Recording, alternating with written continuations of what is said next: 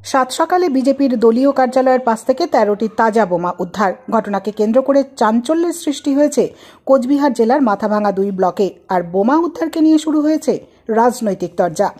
জানা গিয়েছে, মাথাভাঙা 2 ব্লকের লতাপাতা গ্রাম পঞ্চায়েতের কুশিয়ার বাড়ি বাজার সংলগ্ন এলাকায় বিজেপির দলীয় কার্যালয় রয়েছে।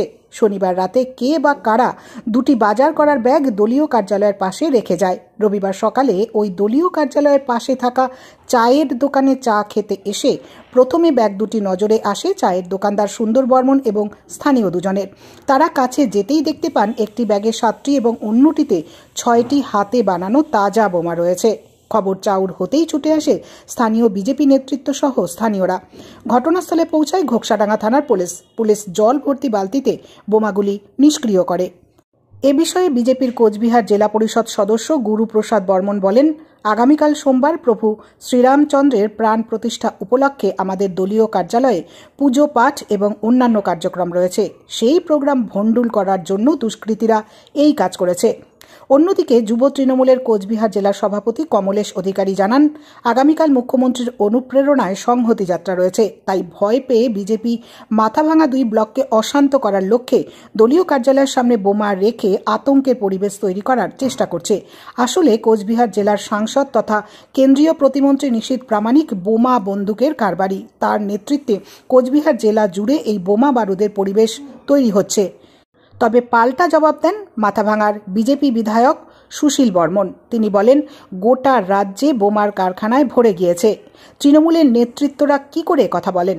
তৃণমূল দলটা চুরি ও দুর্নীতিতে ভরে গিয়েছে। ওদের মুখে এই সব কথা মানায় না। এছাড়া পুলিশ তো রাজ্য সরকারের। পুলিশ কি করছে? এত বোমা বারুদ কোথা থেকে এলো? তবে যেই দোষী হোক তদন্ত করে ধরুক। আসলে সামনে লোকসভা নির্বাচন, তাই মাথাভাঙা 2 ব্লকে আতঙ্কের পরিবেশ তৈরির চেষ্টা করছে তৃণমূল।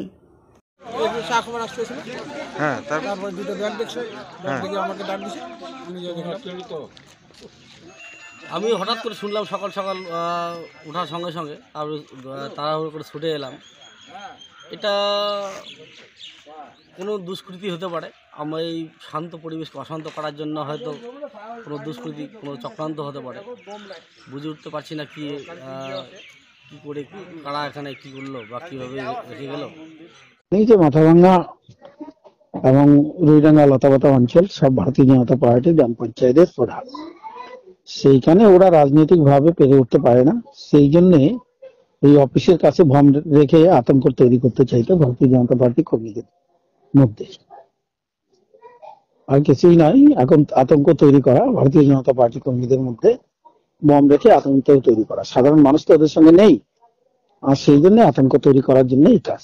বিজেপি এর আগে নিশীথ প্রামাণিকের নেতৃত্বে আমাদের জেলার সাংসদ, কেন্দ্রীয় স্বরাষ্ট্র দপ্তরের প্রতিমন্ত্রী নিশীথ প্রামাণিক, সে যেদিন থেকে সাংসদ হয়েছে আমরা দেখছি, এই সাংসদ হওয়ার পরেই কেন্দ্রীয় স্বরাষ্ট্র দপ্তরের প্রতিমন্ত্রী হওয়ার সাথে সাথেই কেন্দ্রীয় পুলিশ গাড়ি কেন্দ্রীয় পুলিশ নিয়ে নিজের গাড়িতে বোম বন্দুক নিয়ে জেলার বিভিন্ন পার্টি অফিসে বিভিন্ন নেতাদের বাড়িতে বোম বন্দুক পৌঁছে দিচ্ছে।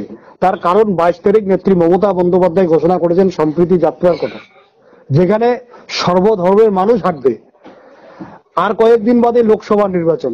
তৃণমূল কংগ্রেসের কর্মীরা প্রত্যেক দিন জনসাধারণের সঙ্গে জনকল্যাণমূলক কর্মসূচিতে অংশগ্রহণ করছে। নেত্রী মমতা বন্দ্যোপাধ্যায়ের উন্নয়নমূলক প্রকল্পগুলো নতমস্তকে বাড়ি বাড়ি পৌঁছে দিচ্ছে। ঠিক সে সময় ওরা ভয় পাচ্ছে, মানুষ তৃণমূল কংগ্রেসের সাথে আছে, মানুষ তৃণমূল কংগ্রেসের পাশে আছে। লোকসভা নির্বাচনে এখানে মমতা বন্দ্যোপাধ্যায় যাকে প্রার্থী করবে সেই জিতবে। তার জন্যই তৃণমূল কংগ্রেস কর্মীদের ভয় দেখানোর জন্যই তারা এই কাজটা করছে।